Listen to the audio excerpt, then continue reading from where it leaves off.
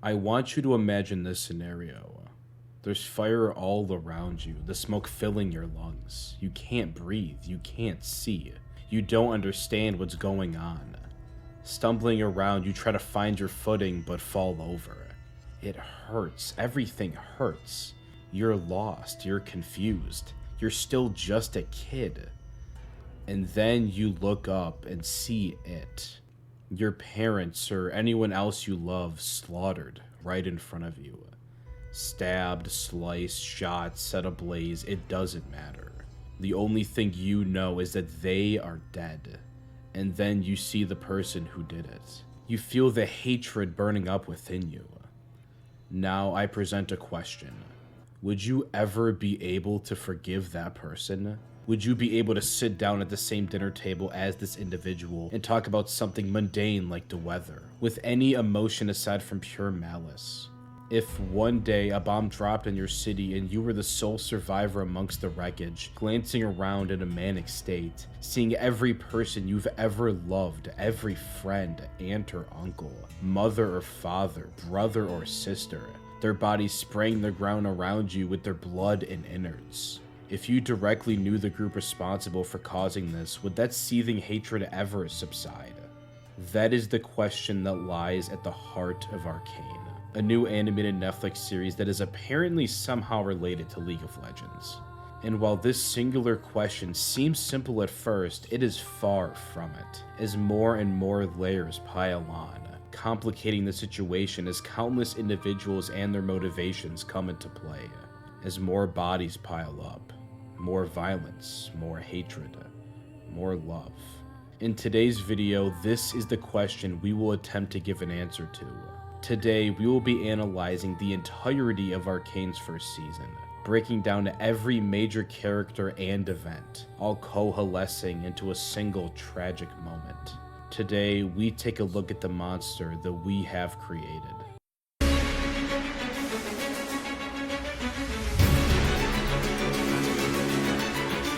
But before I get into all of that, I understand that a lot of people that are watching this video haven't even seen Arcane. And let me be absolutely clear here. Literally everyone should be watching this show. Young, old, gamer, or complete novice. I haven't touched League of Legends in my entire life, yet I was hooked with the opening shot. Because great filmmaking is a love letter. You can feel the passion and most importantly the intention behind every shot. I knew instantly that no, this was not some cash grab. This was real television. I honestly think even saying that Arcane is the best adaptation of a video game is rather offensive to the show. It's not even a debate whether it is or not, because it so clearly is. Rather, the discussion should be centered around whether Arcane is the best show of the 2020s thus far. And my answer to that question is yes. It's better than Attack on Titan, and ReZero, and even Kaguya-sama Season 2. And if you know me, that is high praise. So if you're saying in your head that, well, I have no interest in League, so I won't bother with Arcane, or I don't even like video games, stop it. In this section of the video, my singular mission is to help you eradicate all those doubts, all your fears. And if you've already seen Arcane, stick around anyway, because this is where we'll be talking about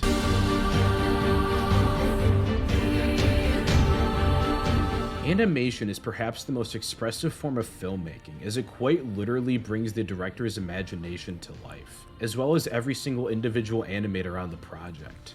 And on all levels, Arcane is amongst the best of the best, from fight choreography to character design, from the general visual direction of the show to the immaculately crafted cinematography. And Lord have mercy, don't even get me started on that compositing.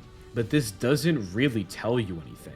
I can throw in as many adjectives as I want, but you won't really understand the sheer quality of Arcane's animation unless I truly dive into it. To start, I'd like to take a look at the smoke animation from episode 1. Yes, seriously. Now, I consider Spider-Man Into the Spider-Verse to perhaps be the best looking animated movie I've ever seen. But prepare for maybe my hottest take of the year. I think Arcane looks better. Let's talk about compositing. Basically, all compositing really is combining two or more images to make a new singular one. seems simple enough. The difficulty arises, however, when these two images differ significantly in style. Think of Ufotable, an anime like Fate and Demon Slayer. They only look as incredibly beautiful as they do because the studio has the best compositing team in anime this side of KyoAni, and are able to seamlessly combine the 2D and 3D elements together into a cohesive whole. Now I'll show you the two worst examples of bad compositing I can think of. This is Handshakers, and this is XR. Now, the second example specifically is hilariously bad, but it does go to show how difficult it is to combine a 2D and a 3D image into a fluid snippet of animation. So let's go back to Arcane's smoke animation. Holy mother of God, does it look great. Just stare at that sequence. The two-dimensional layer of smoke blends seamlessly with the other 3D elements, but it also stands out in a way that gives it a comic book-esque flair that pairs so good with the show. This is what made Spider-Verse look and feel so damn great. The compositing creates an instantly recognizable and incredibly fun aesthetic that excites the viewer even in scenes where not much narratively happens. And this is consistent throughout the entire show, and in fact only gets better as each episode progresses. The wholly unique art style and animation techniques utilized, of which, again, I have only seen once before, creates a viewing experience that is essentially unmatched in how it plays to the viewer's very brain, informing an abstract yet simple enjoyment of quite literally everything on screen. Add on to this the texturing on the character models specifically, and you have perhaps a product that has never existed before, and that's just great. Let me be absolutely clear when I say this. Arcane is a revolutionary step in television animation and should always be remembered as one. But the compositing between 2D and 3D animation is simply explosive in a few key scenes. Jinx's mental breakdowns. Now, I won't describe these in specifics to avoid spoilers, but the way in which they use two-dimensional drawings, which look almost as if a child drew them, overplayed crudely over the rest of the shot, makes it absolutely clear what is reality and what is specifically inside Jinx's mind, which both completely isolates her alone in this new reality only she can experience, yet also allows the viewer to directly put themselves within her eyes.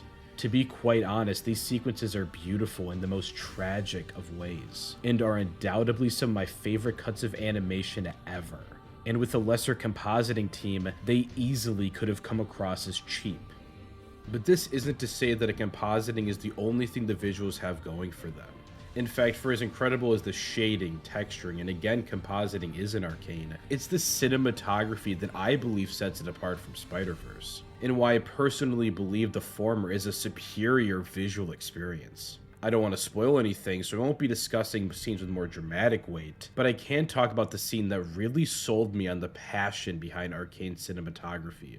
In episode 2, we are introduced to Caitlyn and her family, a wealthy family who have a seat on the council that runs the city of Piltover. Now, if you had to introduce a family of characters, how would you shoot that scene?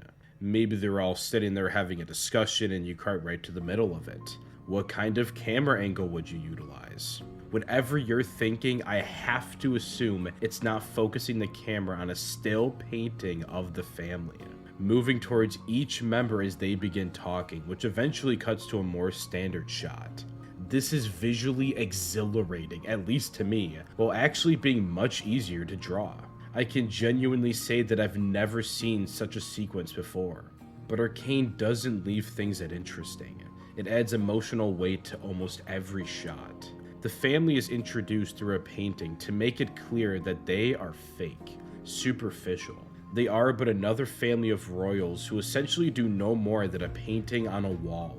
And yet they can't even have the decency to be any deeper than a literal flat sheet of canvas. They are the definition of surface level. But Caitlyn is different. She doesn't share in that same fakeness or simplicity, instead being a character who seeks to do the right thing, even if it includes sacrifice. It is only when she begins to speak that we cut away from the painting and finally see the actual family. She literally brings humanity into the shot. It's perfect visual storytelling, and lends significant insight into these characters without needing to utter a single word, during a scene that, in the grand scheme of things, is rather insignificant. They didn't have to go all out, but they did, and that should say everything you need to know. But we can't talk about Arcane without talking about the fight choreography. Dynamic, explosive, exciting, impactful, emotional. I can throw all these words around, but I cannot give a better compliment than telling you that later in the show, there's a fight in a bar. And not just any fight in a bar, no. This was a bar brawl. Our main character, Vi, literally stops mid-fight to drink a fucking beer. And both characters pace around with pain grimaces, screaming out their frustrations, completely and utterly interrupting the flow of the fight. And that's genius. This is how people actually fight. And yet I've never seen any show or film with the balls to choreograph an important scene like this. It's brilliant, and it's the most realistic fight I've ever seen in literally anything ever. Each fight scene in Arcane carries with it a different vibe, and the choreography always reflects that, which is especially evident in the more emotional ones. It's honestly as if a different person directed each one, with one fight in particular being one of the most unique cuts of animation I've ever seen. But of course, you'll have to watch the show to find out about that one. But rest assured, they are literally all top-notch. Last thing about the visuals, I promise, but can we talk about that editing? Those transitions? Most scene changes and other sequences are not tied down by any thorough consistency that lies within reality, but rather run on stream of consciousness rules. And while this could come across as cheesy in other media, it was always engaging here. I was never sure what I would see next. And the only logic the series really follows is an emotional through line that runs through every episode.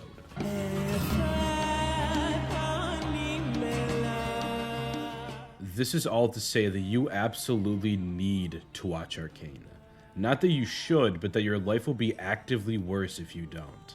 This is peak television. I specifically spoke in the animation here, as that was what I could dive into the deepest without really spoiling anything, but it's not even the best part of the series. I watched a video reviewing Arcane recently, and in it the creator said that the show was style over substance. That yes, the animation is absolutely phenomenal, but that the writing doesn't hold up, and that the characters aren't very fleshed out. If anyone still watching this has that same opinion, I am making it my sole mission in life to change your mind. Because as revolutionary as the animation of Arcane is, the writing is even better. Yes, seriously. We spent a good chunk of time talking about said animation thus far, but we're going to spend a lot longer talking about the narrative, characters, and other thematic elements. Come on, you see that runtime. But before you go watch it immediately, or before we move on to all that juicy stuff, I have one last compliment to give Arcane that will still be spoiler free. Puelli Magi Madoka Magica is my 4th favorite anime of all time. And yes, while that is partially due to the stellar and dynamic visual direction, of which we expect no less from the God Squad over at Studio Shaft, my love is due mostly to the themes and narrative of the show. But while I can't really say the same thing about the characters, each of them is honestly fairly basic, and represent a different aspect of the thematic message. And while they all coalesce into a powerfully said message, they aren't really complex as individuals, aside from probably Homura. And this isn't a weakness of the show.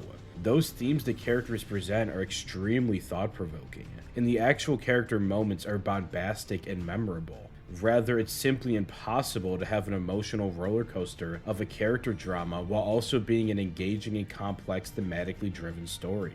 It's a choice of an extremely strong cast but weaker plot, or an extensive story with strong themes but maybe more shallow characters.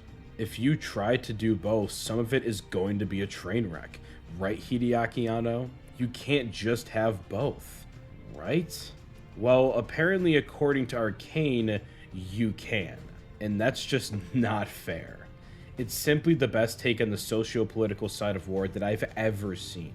It portrays a classic story of rich versus poor, Piltover versus the Undercity, but brings with it the nuance that is actually involved in such real-life situations. It's anything but simple, yet it's never convoluted. It doesn't hold your hand, but it's never hard to follow. These characters, of which we'll be analyzing in this video, each have their own unique motivations. which both makes friends clash against one another and make enemies gel more seamlessly than the compositing when they're paired together. This is a world one lived in, one not dissimilar from ours. Arcane shows us both sides of the story. It makes us question not why violence occurs, but why it continues to.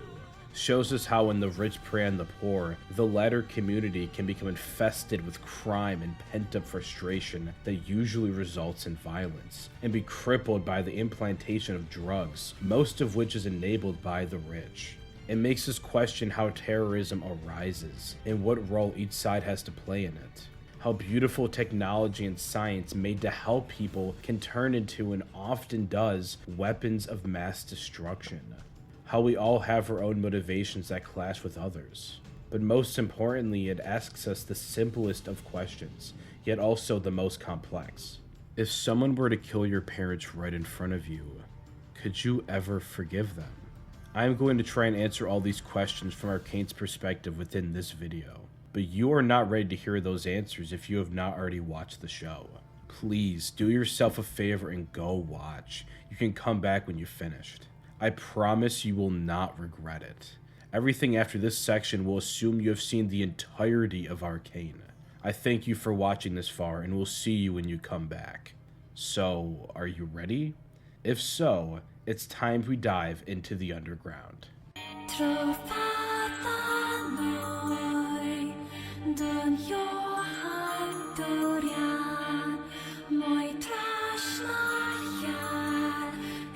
During the 1889 World's Fair, the Eiffel Tower was unveiled to the world, having been in construction for 2 years prior, a beacon of this new age of technological advancement and prosperity. Over the years, the tower even became a beacon of communication, being on the forefront of radio transmissions and digital television. Truly, the city had become the very symbol of prosperity and advancement.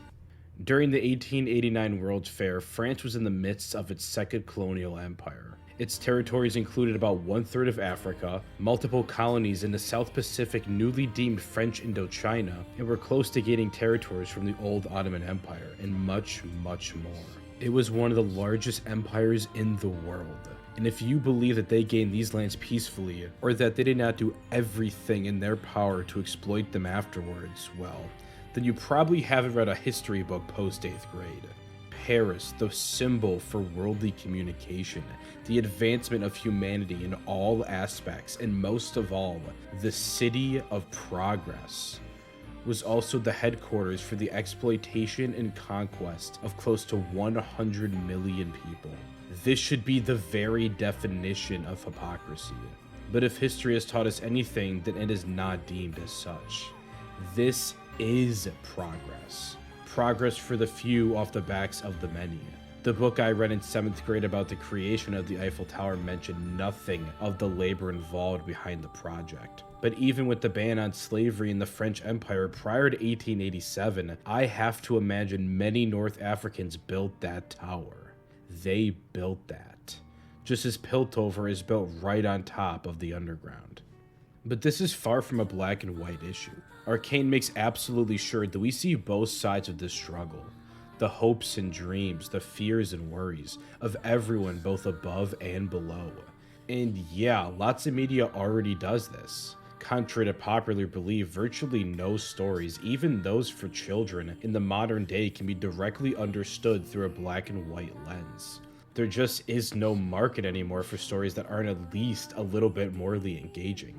Add on to this the classic and rather on-the-nose tale of one nation, with two sides separated by rich and poor, the former exploiting the other.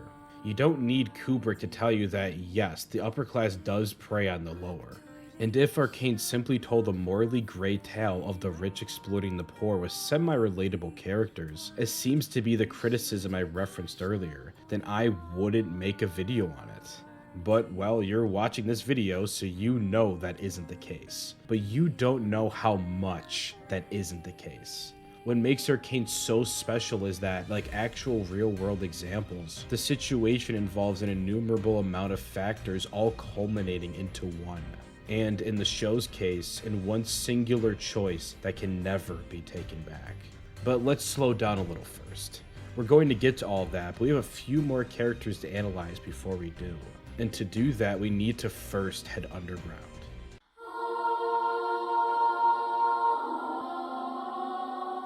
When Vander died, the underground was changed forever. He was their leader, the only real thing keeping things under control. Of course, the enforcers were well aware of this and set Vander up to almost be a parallel to how the CIA has a history of putting America-friendly people into power in foreign nations. Under this light, I can't say that Vander is right or wrong in his ethos. Perhaps the true formation of the nation of Zaun is what's best for the Undercity, or perhaps the massive death toll that would entail if success is even possible wouldn't be worth it.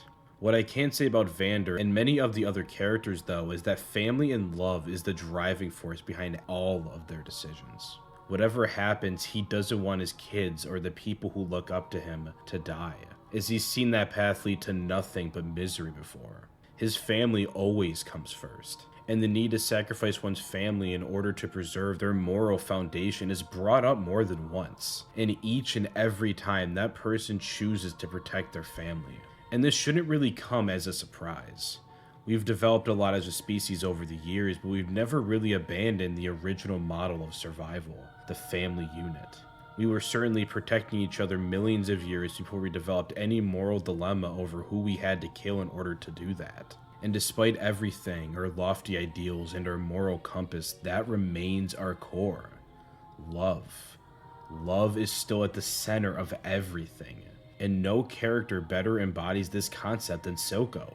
Because while Vander is always portrayed as wanting to protect his family above all else, Silco is supposed to be his foil. Someone who will throw away anything and everything to chase after his ideals. To create Zaun, to achieve freedom, he would sacrifice even his family. Except he won't. And we don't clearly see this until he is actually put in that situation once he adopts Jinx.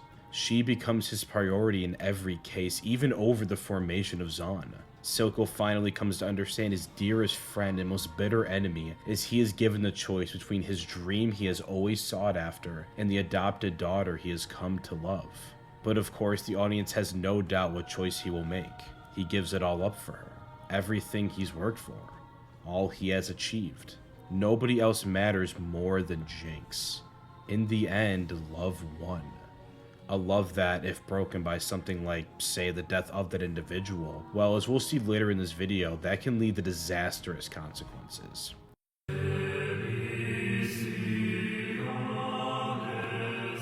But this isn't to say that Silco is a good person, just that he is a person.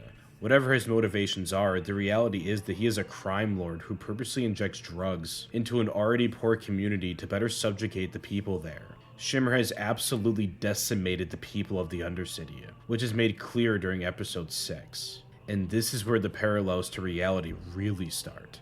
Silco steps into a role, a leadership position that has been created due to the formation of a power vacuum. Vander's absence, and more importantly, Piltover's increasingly cruel abuse and over-policing, has made it so that full-blown rioting seems inevitable. Just as Vander was working with the enforcers to keep the underground docile, Silco is also essentially allowed to do whatever he wants under Marcus's watch. Interesting. A police chief and unit that allows drugs to be funneled into a poor community to keep them better subjugated by a crime lord. I'm sure no real-world parallels will arise from this extremely specific situation.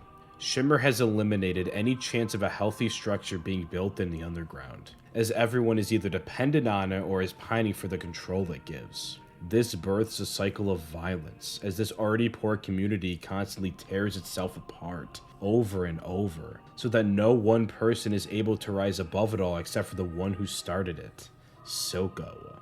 These horrors are shown clearly in episode 6, as one of the characters we knew before the time skip is now a complete shell of his former self, and everyone turns in Vi just because they need Shimmer so badly. It's heartbreaking.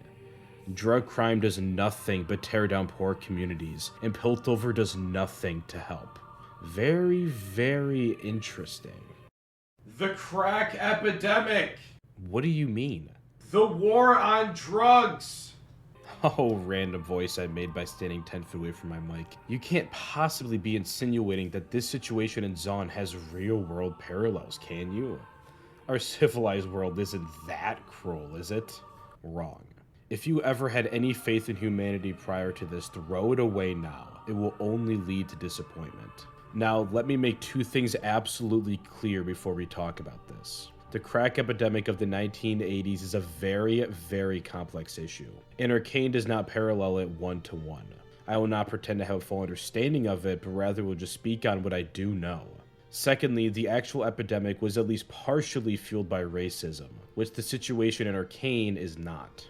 Now, with that being said, I do believe the show's creators had this in mind when writing up these scenarios. And to show you why, allow me to describe both situations as I understand them. Now, there is a lot of speculation on the CIA's actual involvement in the influx of crack into LA during this time, but they at the very least propped up a criminal organization in Latin America that opened up a direct pipeline of crack distribution to the inner city gangs of LA, and specifically to poor communities made up of predominantly black individuals. At the worst, though, there is speculation that the CIA and Reagan purposely funneled crack into these communities, and then initiated their infamous war on drugs that led to massively large incarceration numbers of black Americans. Now, I'm not aware of what the actual truth is here, but from what I do understand, I can pretty safely say that the actions of the CIA, even if indirectly, helped to lead to the crack epidemic that ravaged poor inner-city communities. And that the large-scale response to this from the police force was to, quite honestly, just fuck over these people, blindly sending them to jail in large numbers without tackling the actual issue at hand. In Arcane, Marcus props up a crime lord in the underground, who directly funnels drugs into the markets of Zaun, a community made up of incredibly poor individuals, leading to even more violent crime. In response to this, Piltover does nothing, instead opting to crack down even harder with harsh over-policing and abuse, with large incarceration numbers. Do you see the similarities here? In both examples, it is the people in power that led to this tragedy. But the worst part is hearing direct accounts from those who both suffered from the crack epidemic and helped grow it by becoming dealers. And the consensus from all my research seems to be the same. The drug made them feel powerful, that they could feel like they were finally on equal terms with the rich, who were pounding down the much more expensive cocaine, basically the mother of crack, like it was candy. It's basically memed upon that coke is the drug for white people, a joke that spawns from reality. These poor communities, which again were predominantly made up of black Americans, literally just couldn't afford cocaine. So much so that the drug was seen as almost a symbol of wealth. If you could take it, yeah, you'd be their equal. You could be just like them. And maybe, if even just for a second, you can open your eyes and see lush green, clean streets, expensive cars and money everywhere, instead of cigarette butts and boarded up windows. Crack was sold to these people as a cheaper alternative, but one that could still give them that feeling of power. And this is a sentiment shared by the old man seen in episode 1, who now is riddled by his addiction to shimmer. His reasoning for taking the drug was, as he directly states, he wanted to feel like somebody, to make them afraid for once. Hearing that line and then imagining some real person feeling that way, well, it's simply heartbreaking. Like it's an ideal that is being sold, not a harmful substance. And it's Silco who commits this atrocity, and Marcus, and Piltover, and the CIA and government. The response? Cruelty, incarceration, abuse. And for what? Why do we hurt each other like this, over and over, tearing each other down? I don't know. Is it really all for power, family, love? Those seem to be unanswerable questions. But one thing I can say for certain is that this will have invisible, far-reaching effects. The cycle continues again and again. But before we keep discussing that, let's take a break, get a breath of fresh air, inject some dopamine into our veins by talking about some of the other amazing aspects of Arcane that I promise are just as interesting before we inevitably get depressed again.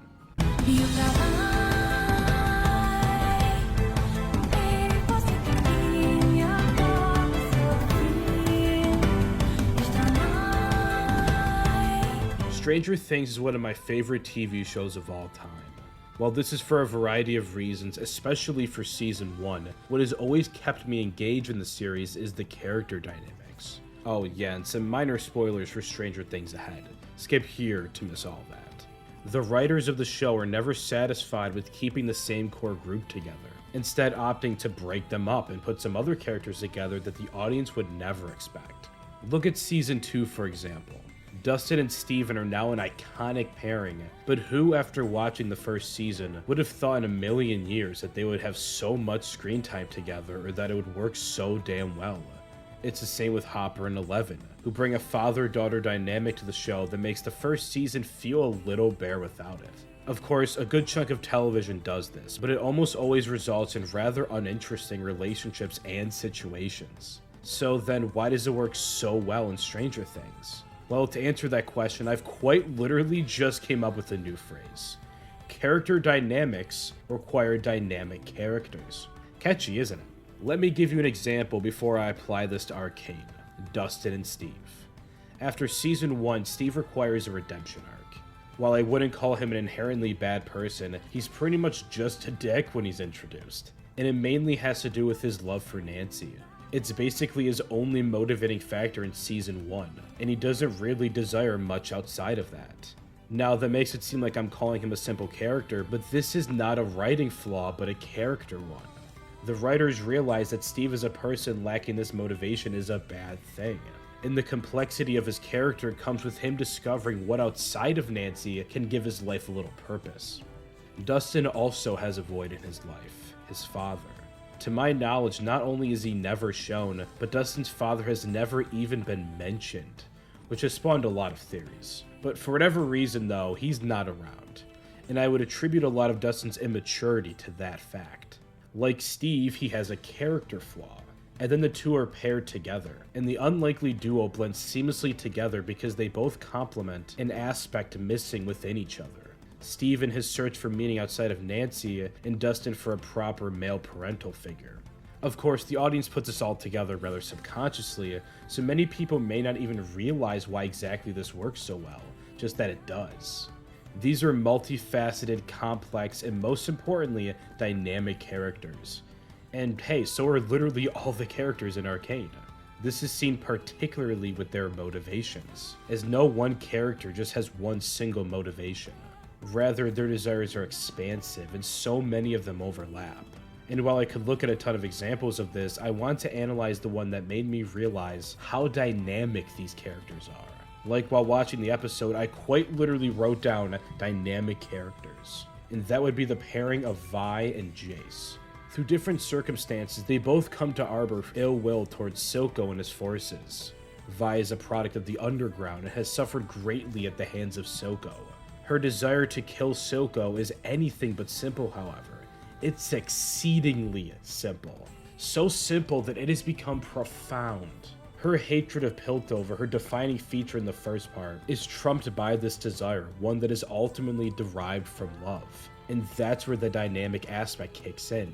Vi loves Powder more than anything, and in her mind, Silco has taken her sister away. Thus, her singular goal becomes the destruction of Silco, a goal that is spawned off so many different things. And it's the way in which this goal so severely trumps over those other priorities she has, that's what makes it interesting, and enables her to work with a person who is essentially in charge of Topside. Speaking of Jayce, his motivations ultimately spawn off from love as well, although in a much more multifaceted way. Honestly, you can more or less just make a tree diagram out of it. Those are fun. It started with his love of magic, which caused him to create Hex Tech. This love then transferred to wanting to help others, a love of the people. Every decision became what would be best for them. Unfortunately, Jayce is so heavily manipulated by everyone around him that he starts to believe the way to help others is to commit acts of violence, specifically against Silco. And then the two meet, and Vi becomes the final straw in Jayce's tragic development, convincing him to go against the council and attack one of the Shimmer plants. And, well, the rest is history. But if they weren't both such dynamic characters, then this character dynamic just wouldn't have worked. They're opposite sides of the same coin. But there are many other characters than just them, so let's break them down one by one.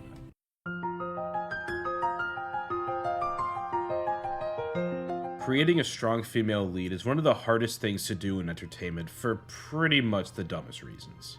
Many are tempted to make them just a badass, but then fail to give them other traits that would make them an actual person, instead opting to create an archetype that men think women should ought to be like. But in reality, the characters usually just come off as unlikable. On the other hand, you can be like most Shonen Jump writers and see women as secondary to the male cast, and mostly just there as shallow motivation or eye candy. Basically, there's a balance between making a female character a damsel in distress or making them an unrelatable, uninteresting slayer of all things men. And that balance is fucking stupid.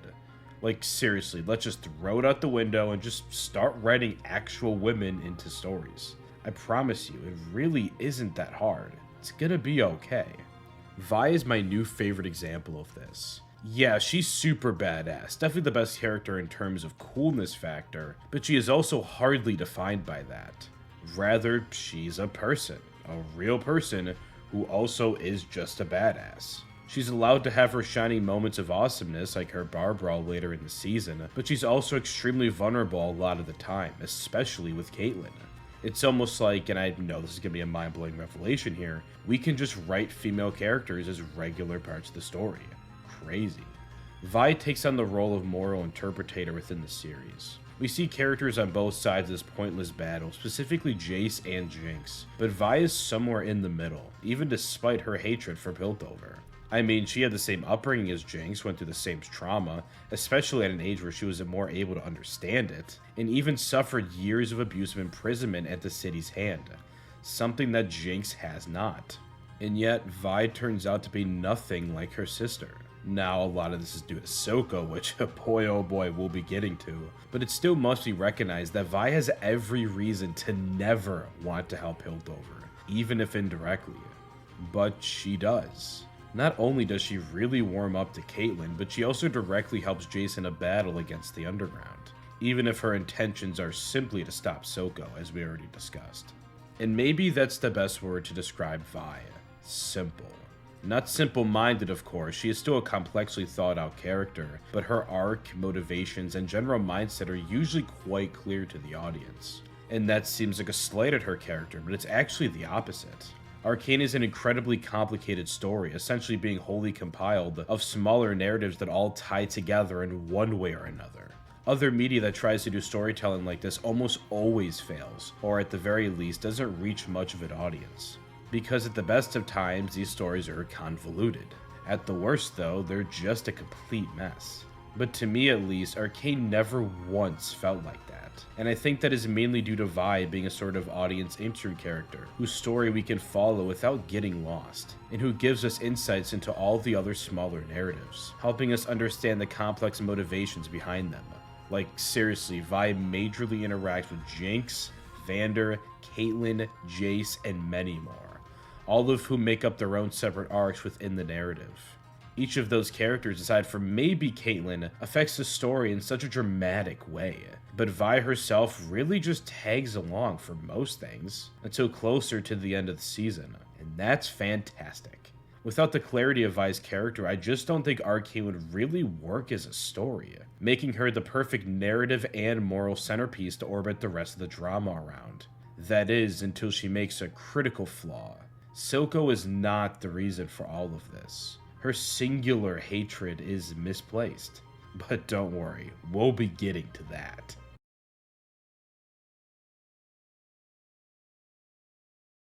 I often find myself wide awake at night, staring up at the ceiling, wondering if the dreams that I have, the projects that I want to create, will change the world, will benefit somebody out there who needs it. And as I do this, I feel happy, thinking that I can impact the environment that has built me. But then I feel a cold hand coil itself around my body until it grips itself around my heart. Someday, I will die. It will happen at a time I could never predict, in a place I can't even begin to imagine, in a way that would boggle my imagination. And when I do, what will become of my work? Will it reach people? Will it help them? What will my legacy be once I'm gone? And does it even matter? Will I even care as my body lays underground, hopefully becoming the base of a newly planted tree? All we know is life, I mean, we can't know what it feels like to not exist because, one, we've just never felt that, and two, it's not even possible to feel anything. You are dead. Every single hope, dream, emotion, love, hate, laugh, cry, all of it is gonna end right there. Especially if you don't believe in any sort of religion, staring into this void, knowing that the only inevitable thing your entire life will bring you is that one day it's gonna end. Well, that's some scary stuff. And this is the void that Viktor looks into every day as he questions if his life's work, the accumulation of all his sweat, blood, and tears, will be able to save the community that he grew up in. But no, the project isn't complete. There's so much work left to be done. But he's tired. His body aches. He can feel his breathing getting shallower with every breath. He knows that soon his journey will be over, and it drives him mad.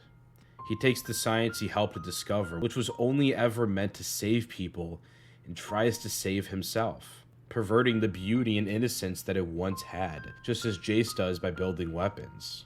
To pursue his dream to the full extent, he, in a way, turns his back on it, even directly resulting in the death of his assistant. Her ideas could have saved lives, but now they never will. Viktor, a man gone mad with his own mortality, has ended that life, and he can never take that back. I relate to Viktor more than any other character in the show. I think most of us can. If given an option to prolong my life as I stare death in the face, I can't imagine I wouldn't take it. And that's scary. And yet the prospect also excites me.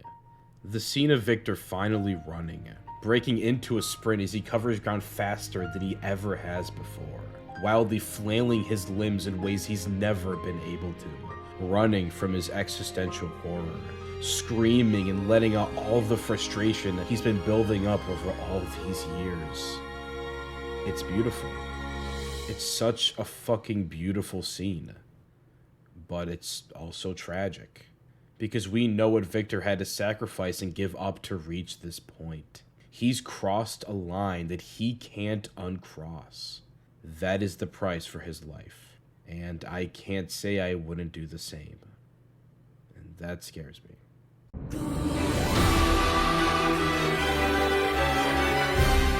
Before we dive into what I believe Arcane is about when boiled down to its essential elements, I have some characters I don't really want to leave out of this video, but that I don't have too much to say on. So we're doing a lightning round. I like Caitlyn a lot. She plays a similar role to Vi, in that she's a sympathetic character from one of the two regions and explores the other to great lengths. While not a self-insert character, she does help ground us to the story, and her interactions with Vi are always great. Next. Heimerdinger has a lot of potential as a character, and I'm super excited to see what he gets up to in Season 2. That being said, he is definitely one of the characters that kind of got shafted in the first season. So aside from the obviously cool lore behind that is yet to be really explored, I don't have much to say about him. How he compares to Viktor, though, is very interesting. As while Viktor struggles with his mortality in that he is dying, Heimerdinger has a seemingly just as difficult struggle with the fact that he hasn't died. It's a juxtaposition that, while not yet fully explored, is still endlessly interesting, and I have no doubt will be featured in the second season. Next. I'm going to be talking about Mel in the Jayce section coming up, but I do want to share how much I appreciate her character.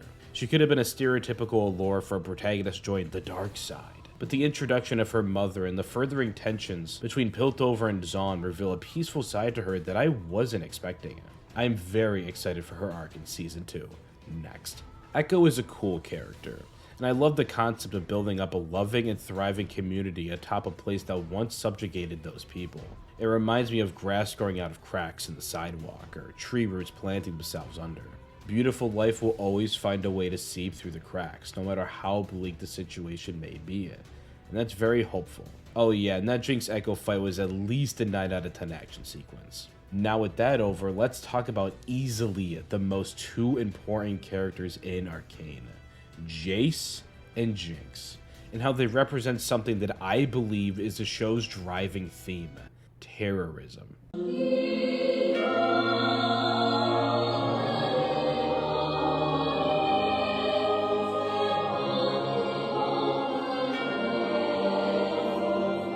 J. Robert Oppenheimer was an infamous theoretical physicist. While his intellect and curiosity naturally propelled him forward in school, it was science that always remained his favorite. I've obviously never talked to him, but I can only imagine how enamored he was by the natural world, how beautiful science could be. This love turned into something of an obsession, however, as once he became completely involved with experimental physics while in university, he would regularly skip meals as he was consumed by his work, and is even quoted as once saying, "I need physics more than friends." Science was so much his priority that he hadn't even realized the stock market crash of 1929 happened until 6 months later.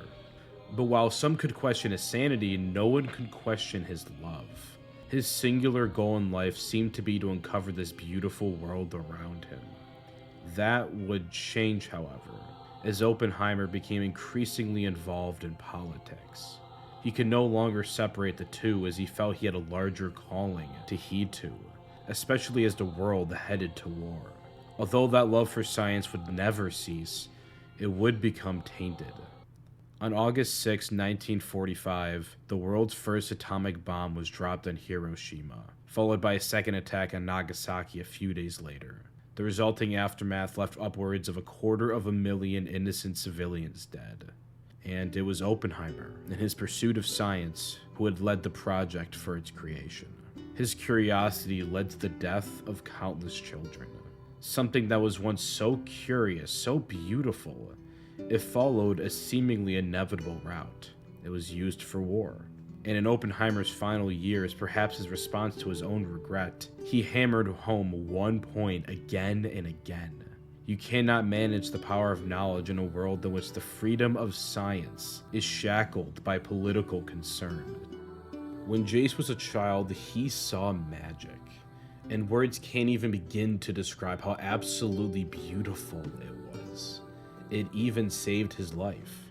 Ever since that fateful moment, Jayce has made it his life's mission to replicate that magic with the power of science, to save lives.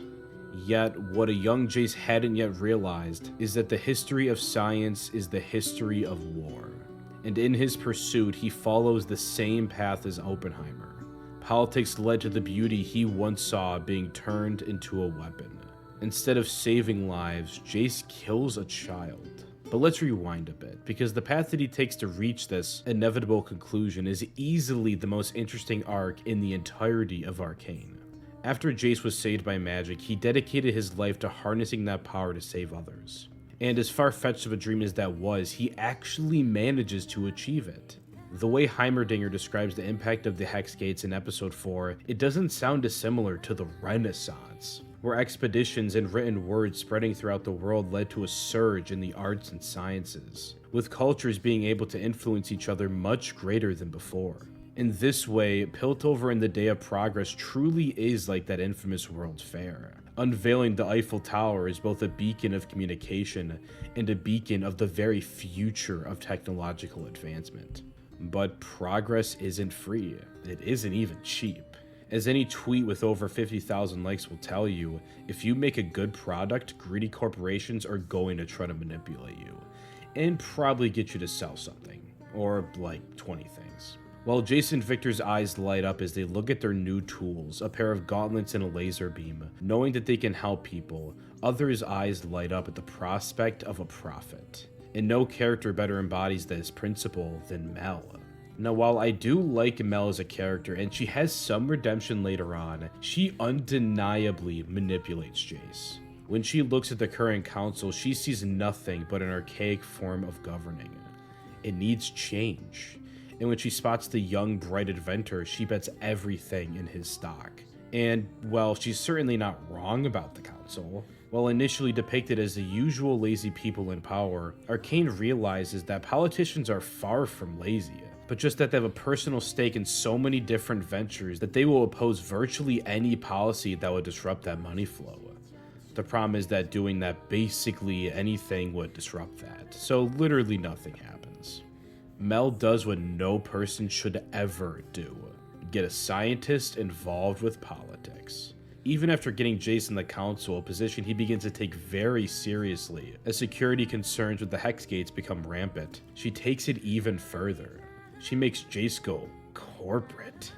The theater performance is a turning point for the young inventor. No longer is science his main priority, but the politics that surround it. Basically, he has to get people to agree with him. So he unveils his revolutionary, society-shifting, life-saving new idea. Hextech partners. And as he goes around smiling, laughing, shaking hands, Mel watches intently as he puts on the performance of his life. His audience awaits.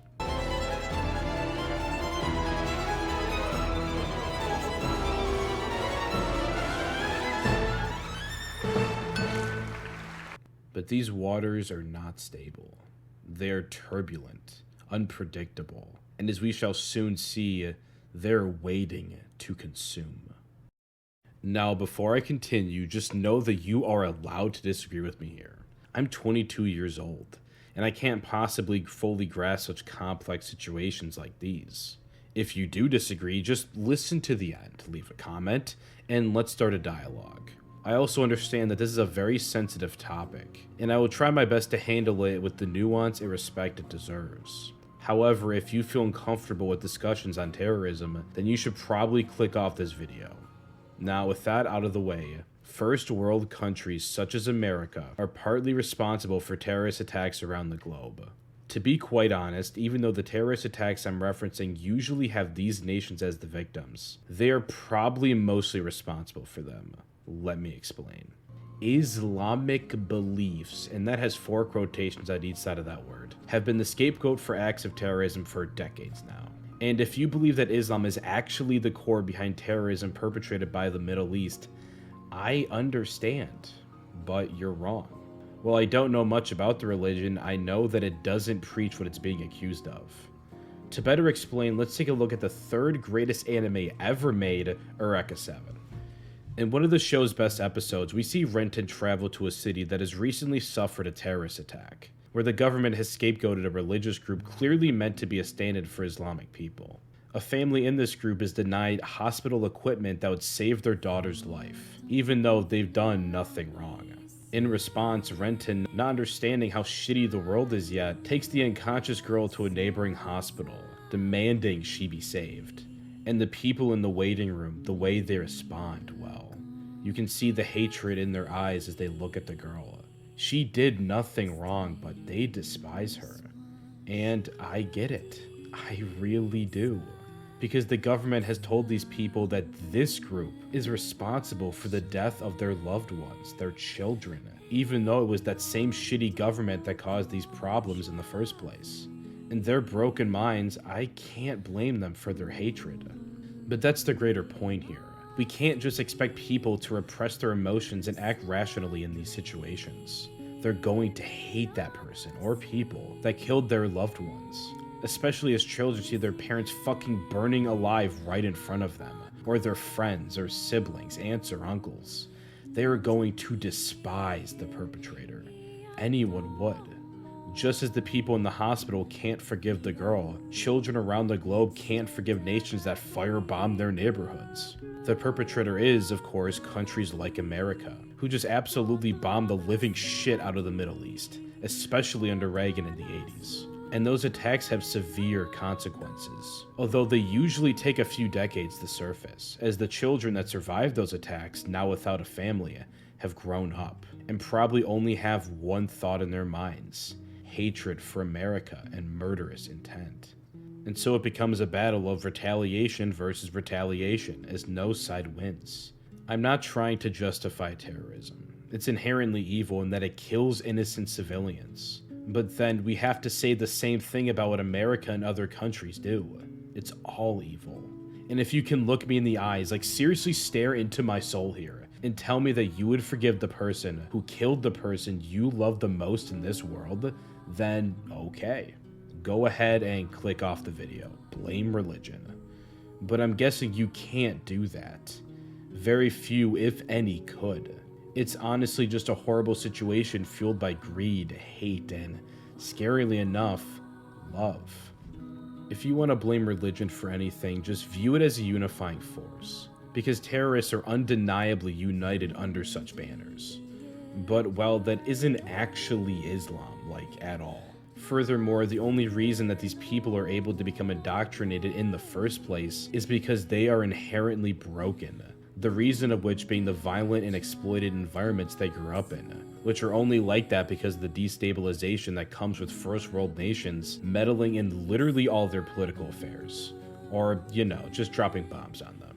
So if you have to point at someone, blame the greediness of the leaders of these groups, like Bin Laden or Silco, that do the indoctrinating as the cult leaders that they are, as well as the powerful nations that hurt these people in the first place. It's difficult to even determine where it all started, who shot the first bullet. But, well, I'll blame the country that has all the power. Without them, I genuinely believe that large-scale acts of terrorism that one commonly associates with the Middle East would cease to exist. Seriously. Because without love being broken, hate would never be born, and violence wouldn't come to be. But hey, this is a video about Arcane, so let's see how this all actually applies to the show. And spoiler alert, it's almost a one-to-one comparison. Jayce's story follows the side of the first world nation, the one in power, while Jinx's follows the side of the terrorist. But don't worry, we'll be getting to her soon. Once he becomes a member of the council, the issue of the gemstone being stolen is brought to the forefront. A stone that has the potential to be used to power weapons, ones of which the world has rarely seen before. This power has supposedly fallen into the wrong hands, but while we as the audience know that to be true, the council can't actually be certain of that. And yet, even this early in Jayce's character development, he makes it absolutely clear that they must get it back, and that the underground is to be feared. I don't think I have to spell out the parallels here. Alleged weapons of mass destruction, well, we all know that was the reason the US gave in its invasion of Iraq in 2003. And while the complexity between these two situations is vastly different, as we know that they really only want the gemstone back, it's interesting to note that in both times, it was someone more or less heavily supported by the nation that is invading. Saddam for Iraq and Silco for Zaun. What really matters here, though, is that it shows how both sides will fight so bitterly over control of science. Science that can be turned into a weapon. It's a tale as old as time. Furthermore, while Jayce even goes as far as to basically usurp Heimerdinger just to protect the people, you can't really say the same about the other counselors, who are much more interested in their own individual financial endeavors. So much so that they haven't even realized Marcus's treachery. In this sense, they are quite similar to the US or any other major colonizer. Searching every person who crosses the bridge is only the beginning, though, as we see Jayce start to lose it. He's paranoid, scared. Everyone down there is out to destroy the city. Of course they are. He can't let them in. He needs to shut them out. Blockade the bridge. If these people, these terrorists, were allowed in the city, they would kill everybody. They're dangerous. They're dangerous. I'm from the Undercity. But they just keep trying to break in.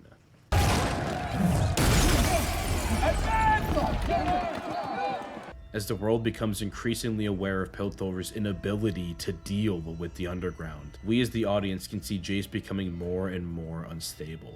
He doesn't know what to do, making him even more receptive to manipulation by individuals like Mel. She convinces him that they must repurpose Hextech to build weapons, simply to defend the city, of course. But as we see Jayce slowly agreeing, it becomes clear that this technology that was built to save lives and harness the beauty of magic, that it would soon take them. It would kill people. But no, there can't be any harm in it, right? It's just to protect the people. They'll probably never even need to use it. The other side is building up weapons, so what can be so wrong with our side doing the same? And the sad reality is, I can't blame him for having these thoughts. This paranoia. I could never imagine what I would do in that situation. But what I do know is that whether it be magically powered weapons or nuclear warheads, the cycle of escalation will keep rearing its ugly head. And the cost is death. Of people. Of innocence. I'm worried I have to do something I never thought I would.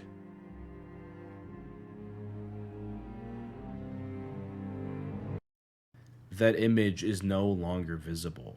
That wonderment of magic is no longer there. Jayce, you don't know war. I do. No, he doesn't. What he now knows is the sight of those soldiers slaughtered on the bridge. He doesn't understand that such barricades perhaps only provoke more retaliation.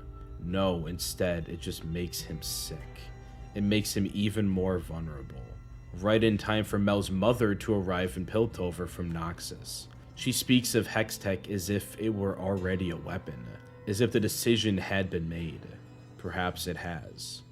But then holy shit, they redeemed Mel as a character? They actually did it this episode? They finally made it clear what drives her, showing her humanity, making her into a person. It's great. But the further-reaching implications of her mother-son introduction are simply the definition of interesting, once again drawing on real-world parallels. Proxy wars are perhaps one of humanity's evilest inventions, making unrelated nations fight your battles. Her attitude towards this conflict in the city is similar, but why? Why the sudden interest? To test weaponry. To make sure that Hextech becomes a weapon so that she can utilize it to advance her own nation's armaments. People will die. That matters little. When I see this and then think of the countless proxy wars fought in the real world for similar reasons, I am starkly reminded of how inherently disgusting humanity is. Not even just how cruel we can be, but perhaps worse, just how fucking efficient we are. Beings without souls.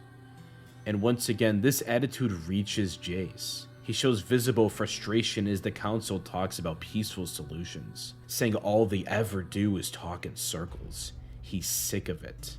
But Mel, she knows war. She knows it must be the last resort. Unfortunately, someone else is in the room. Someone who knows only her own black and white view of evil, all guided by her absolute hatred of Silco. The only answer she has ever been shown from Piltover to her own community is violence. Vi. And she won't let it end with peace. So after boldly stating, No in. You heard the council. Fuck the council. she extends out her hand. Taking that hand will mean betraying the council, betraying his beautiful dream. He stands on top of a mountain in this room with two paths in sight. We see the story thus far in his eyes. From a single boy's pure wish to help people with magic, to actually creating Hextech, to being manipulated over and over as his sanity slowly wanes. Everything comes into focus. Everything weighs on his mind. And then he makes his decision. He takes her hand. He chooses violence. Just as so many leaders before him, so many different nations that preceded him. How Oppenheimer created the atomic nuke. How America bombed the living shit out of the Middle East for decades. How so many powerful countries exploit those colonies under them, and then attack them when finally retaliated against. Just like all of this, Jayce continues the cycle. And the hardest part is that we aren't reading this from some history book. We've seen his entire journey to get here, to this single decision. We are forced to see just how painfully human this path has been. We want so desperately for him to choose peace, but he doesn't. He doesn't.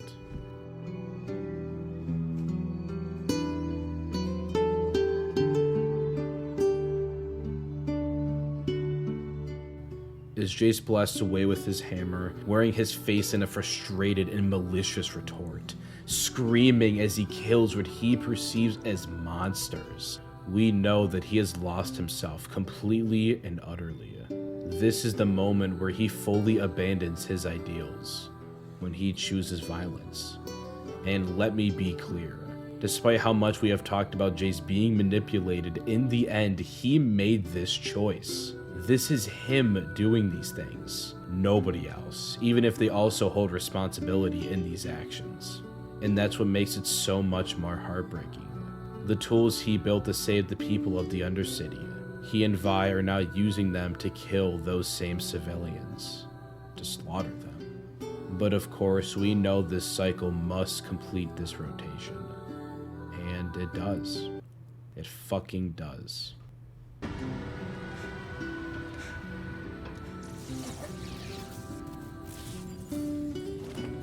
Jayce has killed a child with his own 2 hands. He can't go back. The cycle begins again, over and over. It just keeps on repeating.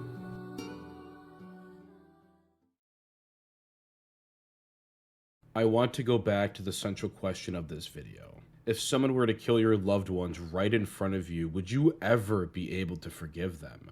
If you can definitely answer yes to that question, then okay, you can click off this video. I'm sure Jesus himself will come down and bring you up to heaven whenever you feel like it, but for the rest of us, well, we're a bit more uncertain. Especially when you consider that this isn't some clearly mentally ill person committing this act, but rather an entire government. These people are more or less sane. You are just a nuisance at best and a $sign at worst. Can you feel the hatred festering within you? What do you want to do about it? Well, that's a great question. From even as early as the Enemy music video, we see Powder fostering this resentment for the Enforcers. Here, look at this.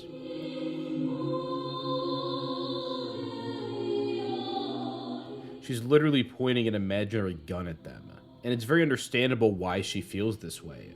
Her parents were killed by Enforcers right in front of her, at an age where she couldn't even begin to understand the seemingly nuanced situation that surrounded their death. No, to her, the Enforcers are evil, subhuman, and she can harbor no feeling for them but hatred. And she hasn't really developed past that mentality. Arcane makes absolutely certain you never forget how mentally broken Powder is. And as we discussed in the animation section of this video, the sequences depicting her breakdowns are nothing short of tragically breathtaking. The two-dimensional overlay, of which takes on a crude, sinister, and monstrous appearance, shows the audience how utterly divorced from reality she truly is.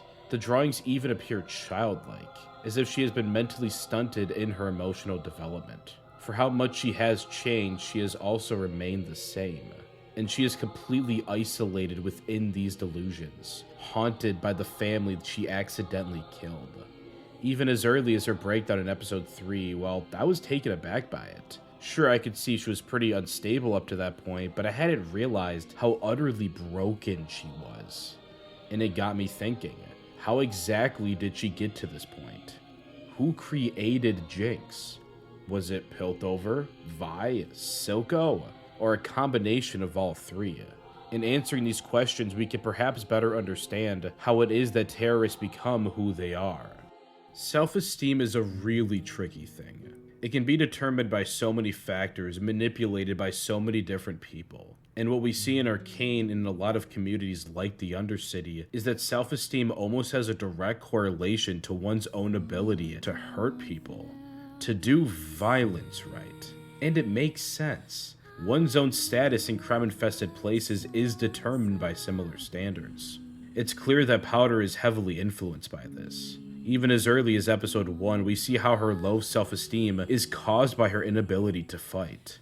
And while I have no actual evidence to back up this claim, if I were to put myself in her head, I would do nothing but think, what if I were stronger? Could I have saved them? Power becomes value. Violence becomes the goal. It was the environment that Piltover created that fostered this, what Vi abandoned and Silco manipulated. And now I want you to replace Jinx with a child from the Middle East.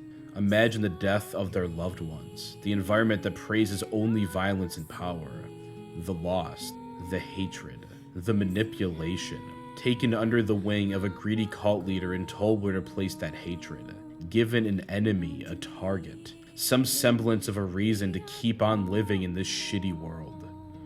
Who would that person become? Again, this person here, character or real, is not justified. They are wrong. They do evil things.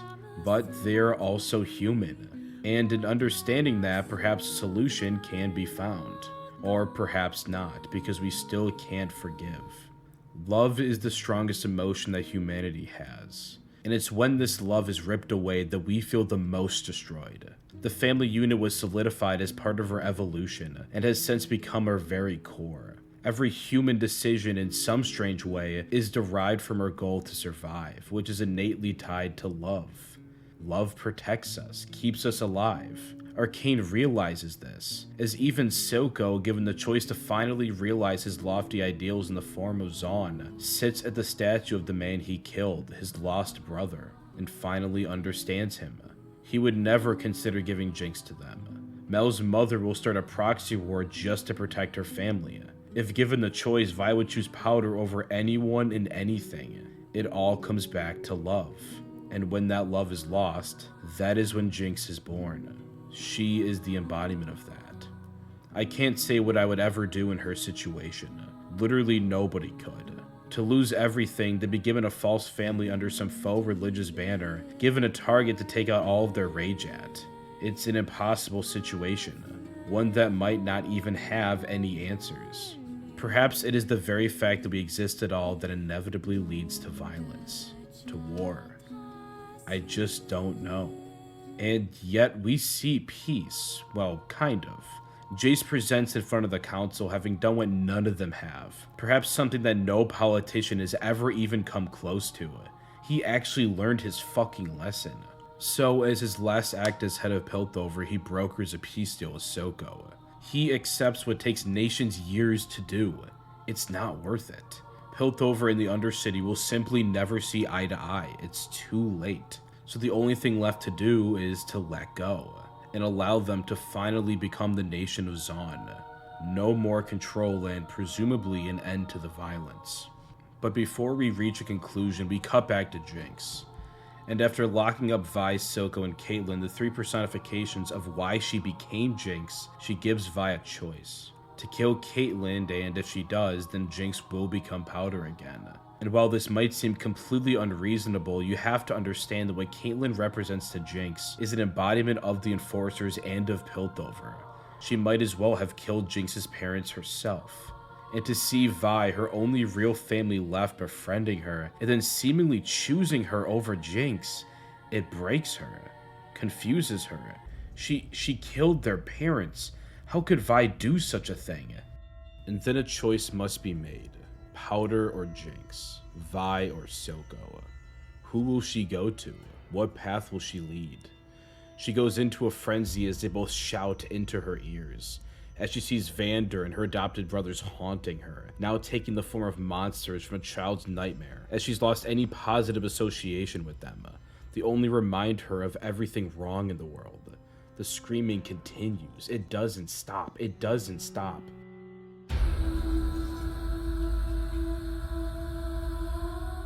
Bullets are fired.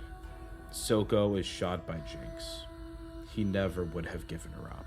She takes her seat. I thought maybe you could love me like you used to. Everything has led up to this moment. Jinx has been created completely. The council, they take a vote.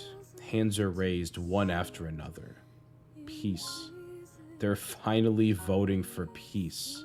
And it seems like for once they will say yes to it. Perhaps finally the cycle will end. No more children will have to die. But sins cannot be escaped from so easily. What's so tricky about the cycle is that it may already be too late to break out of it. No, this is just another step in it. The result of events that happened years and years ago. Jinx's parents can never come back. That missile wasn't launched at that moment. It was launched a long time ago.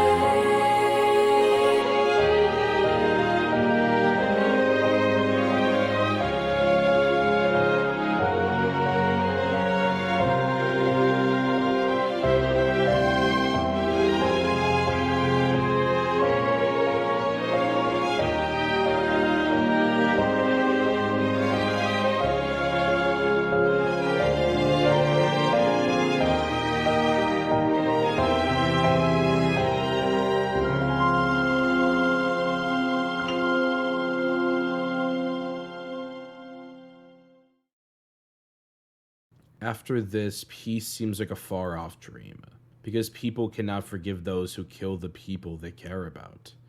Not so easily. It all comes back to love. What we see in every character in the show is that, in some way, all of their decisions are based on that love.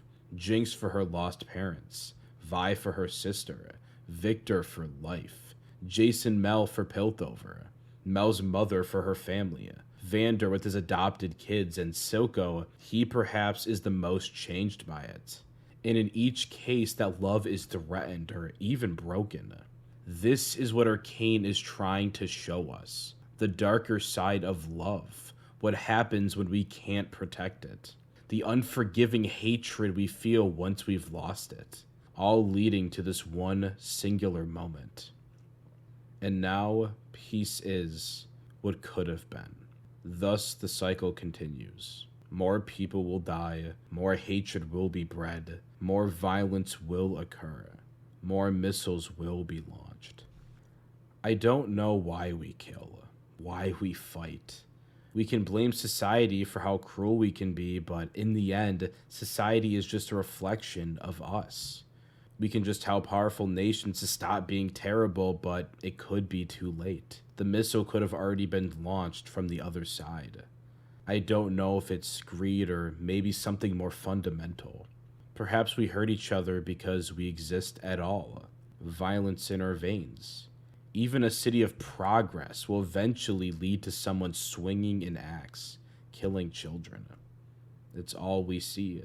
It's all we know. And maybe it's love. Maybe there is no answer to the question of this video. I don't think there is. As much as I've tried, I can't come up with those answers, and neither can Arcane. Hopefully someday we can. But there is one thing I know.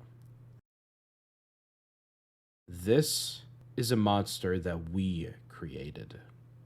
And, as always, thank you for watching.